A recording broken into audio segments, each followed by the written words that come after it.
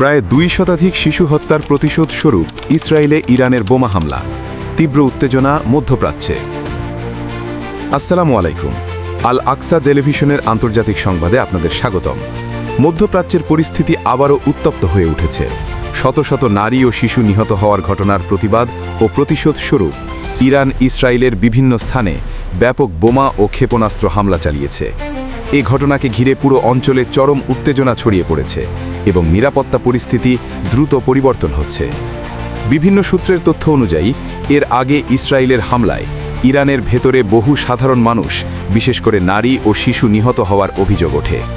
এই ঘটনার পর থেকেই ইরানের ভেতরে ক্ষোভ বাড়তে থাকে। দেশটির বিভিন্ন মহল থেকে বলা হয়, নিরীহ মানুষের ওপর হামলার জবাব দেওয়া হবে।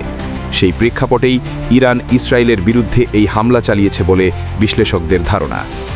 হামলার সময় ইসরায়েলের রাজধানী তেল আবিব সহ বেশ কয়েকটি গুরুত্বপূর্ণ শহরে সাইরেন বেজে ওঠে এবং জরুরি সতর্ক সংকেত জারি করা হয়। সাধারণ মানুষকে দ্রুত আশ্রয়কেন্দ্রে যাওয়ার নির্দেশ দেওয়া হয়। আকাশে প্রতিরক্ষা ব্যবস্থার সক্রিয়তা দেখা যায় এবং অনেক জায়গায় বিস্ফোরণের শব্দ শোনা গেছে বলে স্থানীয় সূত্রে জানা গেছে। ইরানের পক্ষ থেকে বলা হয়েছে, নিরীহ নারী ও শিশু হত্যার প্রতিবাদেই এই হামলা চালানো হয়েছে। তাদের বক্তব্য অনুযায়ী ইসরায়েলের হামলায় ইরানে যে ক্ষয়ক্ষতি হয়েছে তা আন্তর্জাতিকভাবে গুরুত্ব পাওয়া উচিত ছিল, কিন্তু সেই ঘটনাকে ঘিরে যথাযথ প্রতিক্রিয়া না পাওয়ায় তারা নিজেদের অবস্থান থেকে জবাব দিয়েছে বলে দাবি করা হচ্ছে। এদিকে আন্তর্জাতিক বিশ্লেষকরা বলছেন, মধ্যপ্রাচ্যে চলমান উত্তেজনা আরও বড় সংঘাতে রূপ নিতে পারে যদি উভয় পক্ষের মধ্যে এই ধরনের পাল্টাপাল্টি হামলা অব্যাহত থাকে। কারণ একদিকে সামরিক পদক্ষেপ, অন্যদিকে রাজনৈতিক উত্তেজনা, সব মিলিয়ে পরিস্থিতি অত্যন্ত জটিল হয়ে উঠছে।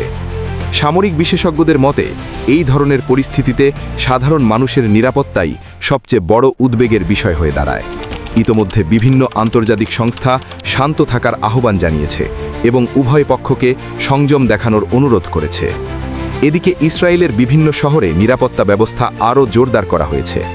জরুরি সেবা সংস্থাগুলোকে প্রস্তুত রাখা হয়েছে এবং সম্ভাব্য ক্ষয়ক্ষতি মোকাবেলায় কাজ চলছে।